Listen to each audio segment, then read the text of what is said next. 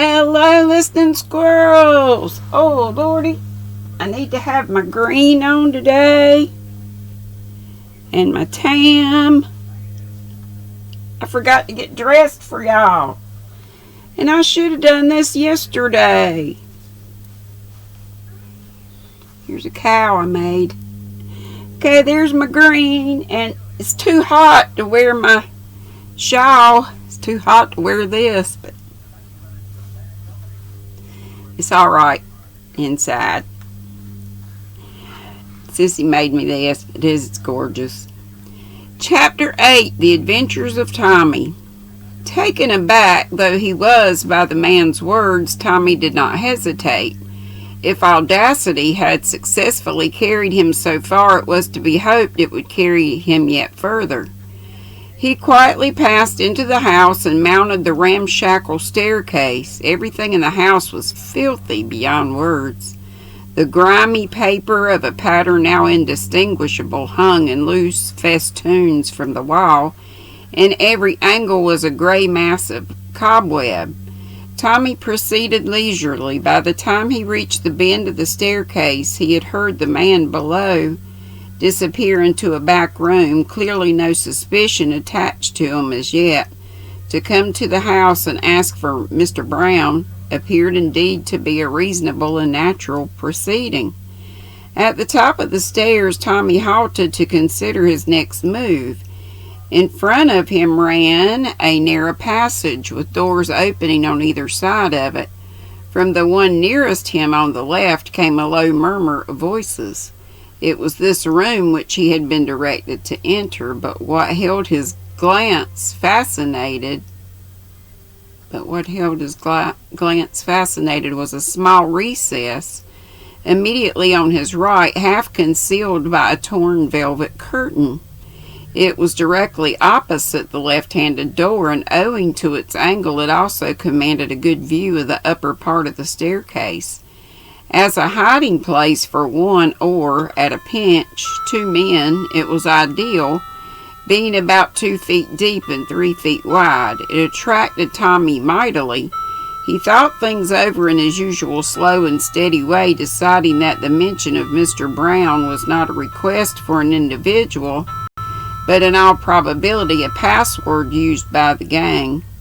His lucky use of it had gained him admission. So far he had aroused no suspicion, but he must decide quickly on his next step. Suppose he were boldly to enter the room on the left of the passage, would the mere fact of his having been admitted to the house be sufficient? Perhaps a further password would be required, or at any rate some proof of identity. The doorkeeper clearly did not know all the members of the gang by sight, but it might be different upstairs. On the whole, it seemed to him that luck had served him very well so far, but that there was such a thing as trusting it too far. To enter that room was a colossal risk. He could not hope to sustain his part indefinitely. Sooner or later he was almost bound to betray himself, and then he would have thrown away a vital chance in mere foolhardiness. A repetition of the signal knock sounded on the door below, and Tommy, his mind made up, slipped quickly into the recess and cautiously drew the curtain farther across so that it shielded him completely from sight. I'm thinking there's spiders and stuff in that curtain. Rats and stuff. Shielded him completely from sight. There were several rents and slits in the ancient material which afforded him a good view. He would watch events, and any time he chose could, after all, join the assembly, modeling his behavior on that of the new arrival. The man who came up the staircase with a furtive, soft-footed tread was quite unknown to Tommy. He was obviously of the very dregs of society. The low, beetling brows, and the criminal jaw, the bestiality of the whole countenance were new to the young man, though he was a type that Scotland Yard would have recognized at a glance. The man passed the recess, breathing heavily as he went. He stopped at the door opposite and gave a repetition of the signal knock. A voice inside called out something, and the man opened the door and passed in, affording Tommy a momentary glimpse of the room inside. He thought there must be about 4 or 5 people seated round a long table that took up most of the space, but his attention was caught and held by a tall man with close-cropped hair and a short, pointed, navel-looking beard, who sat at the head of the table with papers in front of him. As the newcomer entered, he glanced up, and with the correct but curiously precise enunciation, which attracted Tommy's notice, he asked, "Your number, comrade?" "14, Governor," replied the other hoarsely. "Correct." The door shut again. "If it isn't a Hun, I'm a Dutchman," said Tommy to himself, and running the show darn systematically too, as they always do.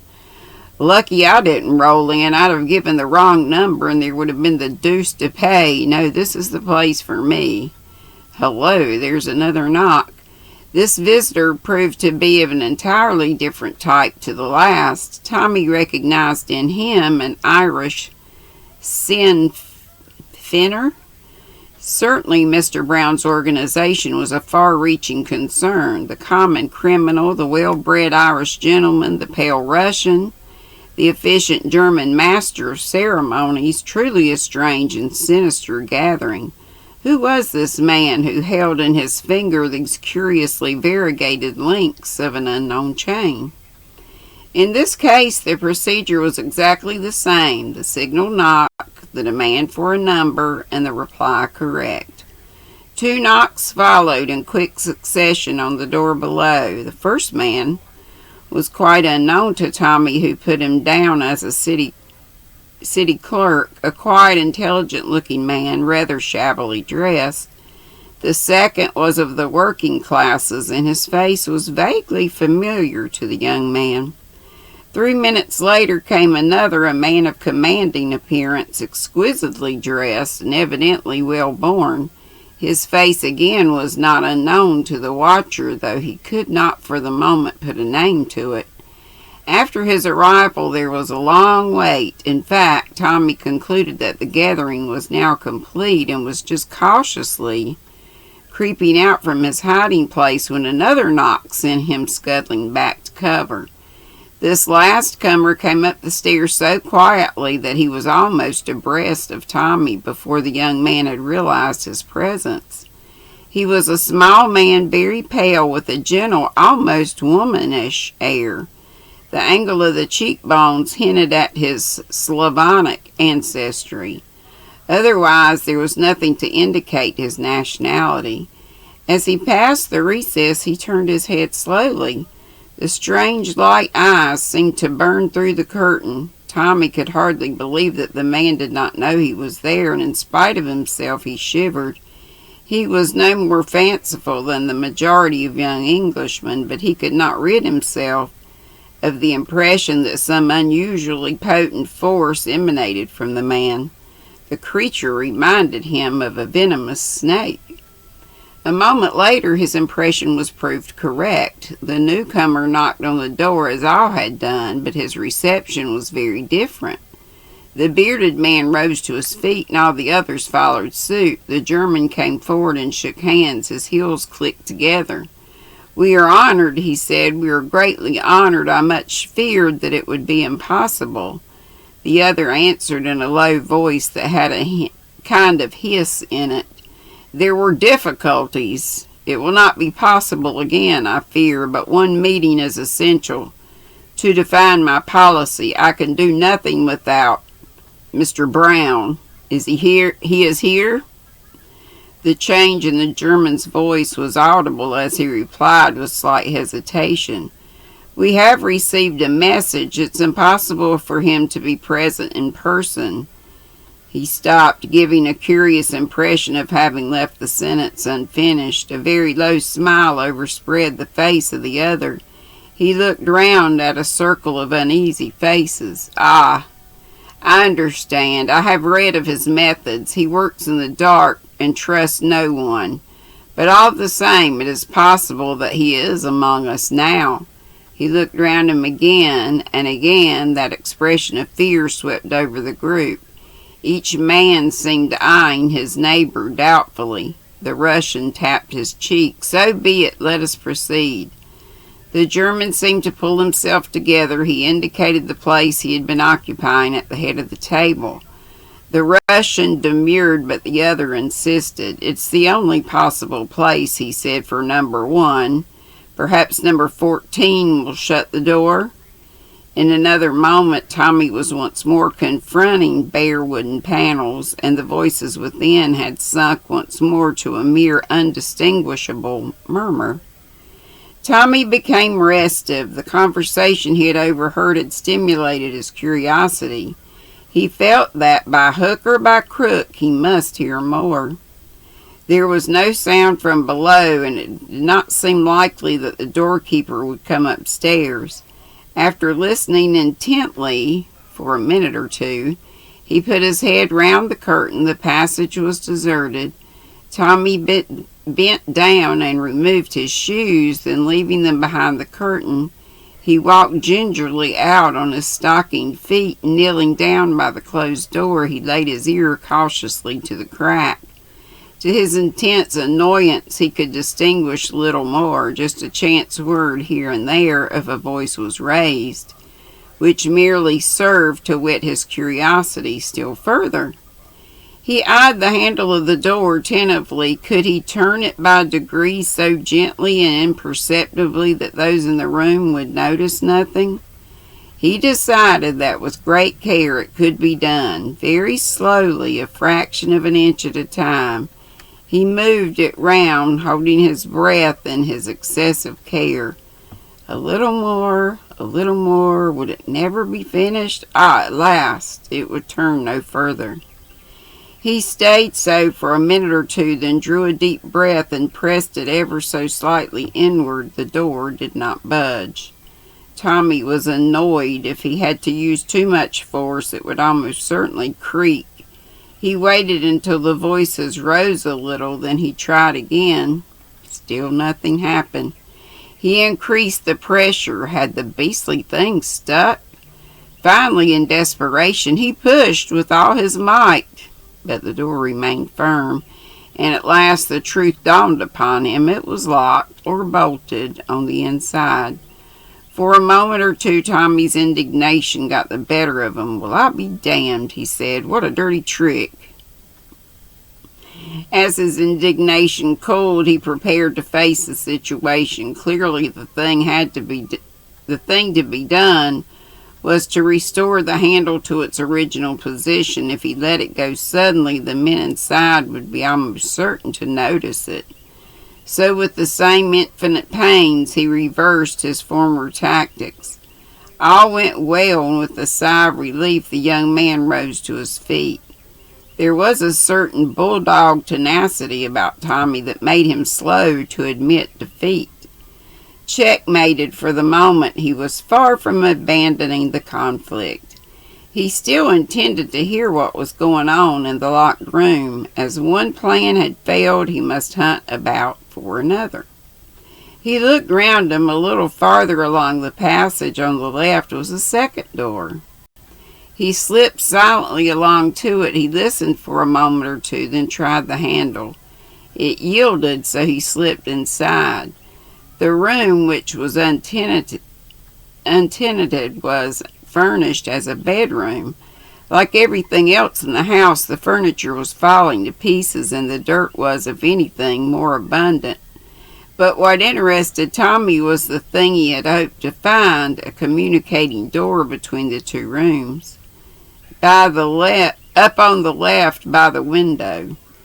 Carefully closing the door into the passage behind him, he stepped across the other and examined it closely.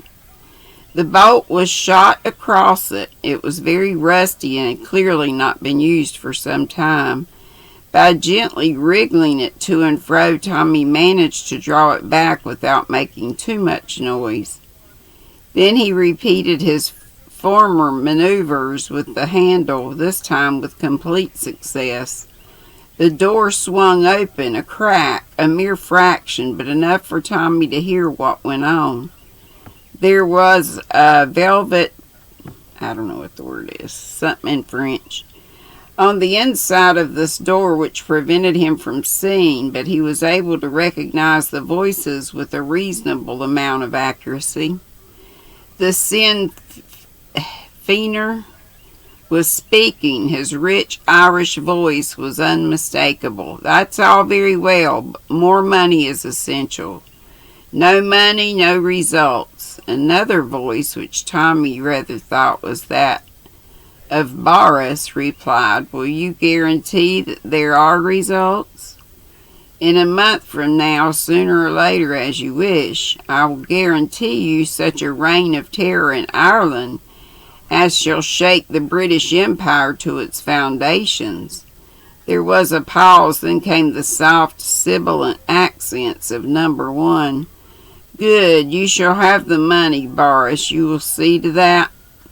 Boris asked a question via the Irish Americans and Mr. Potter as usual. I guess that'll be all right, said a new voice with a transatlantic intonation. Though I'd like to point out here and now that things are getting a mite difficult. There's not the sympathy there was, and a growing disposition to let the Irish settle their own affairs without interference from America.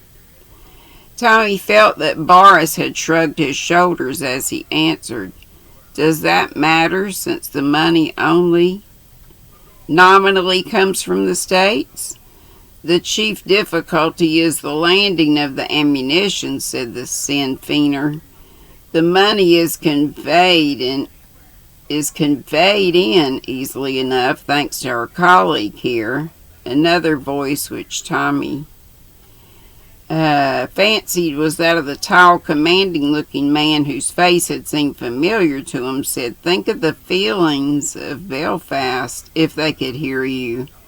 That is settled, then, said the sibilant tones. Now, in the matter of the loan to an English newspaper, you have arranged the details satisfactorily, Boris? I think so. That is good. An official denial from Moscow will be forthcoming if necessary. There was a pause, then the clear voice of the German broke the silence. I am directed by Mr. Brown to place the summaries of the reports from the different unions before you. That of the miners is most satisfactory. We must hold back the railways. There may be trouble with the ASE. For a long time there was a silence, broken only by the rustle of papers and an occasional word of explanation from the German. Then Tommy heard the light tap-tap of fingers drumming on the table. And the date, my friend, said number one. The 29th. The Russians seemed to consider that as rather soon. I know, but it was settled by the principal Labrador leaders, and we cannot seem to interfere. Labor. Not Labrador. Labor leaders. They must believe it to be entirely their own show. The Russian laughed softly as though amused. He heard me say that. Yes, he said, that is true. They must have no inkling that we are using them for our own ends. They are honest men, and that is their value to us. It is curious, but you cannot make a revolution without honest men. The instinct of the populace is infallible. He paused and then repeated as though the phrase pleased him. Every revolution has had its honest men. They are soon disposed of afterwards. There was a sinister note in his voice. The German resumed. Clymes must go. Clymes. He is too far seen. Number 14 will see to that. There was a hoarse murmur. That's all right, Governor. And then after a moment or two, suppose I'm nabbed. You will have the best legal talent to defend you, replied the German quietly, but in any case you will not you will wear gloves fitted with the fingerprints of a notorious housebreaker, you have little to fear. Oh, I ain't afraid, Governor. All for the good of the cause. The streets is gonna run with blood, so they say. He spoke with a grim relish. Dreams of it sometimes I does. And diamonds and pearls rolling about in the gutter for anyone to pick up.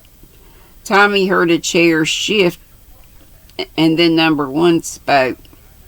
Then all is arranged. We are all assured of success? I think so, but the German spoke with less than his usual confidence.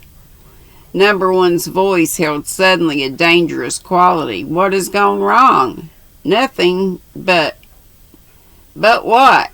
The labor leaders. Without them, as you say, we can do nothing. If they do not declare a general strike on the 29th, why should they not? As you've said, they're honest, and in spite of everything we've done to discredit the government in their eyes, I'm not sure that they haven't got a sneaking faith and belief in it. But I know they abuse it unceasingly, but on the whole, public opinion swings to the side of the government. They will not go against it. Again, the Russian's fingers drummed on the table. To the point, my friend. I was given to understand that there was a certain document in existence which assured success. That is so. If that document were placed before the leaders, the result would be immediate. They would publish it,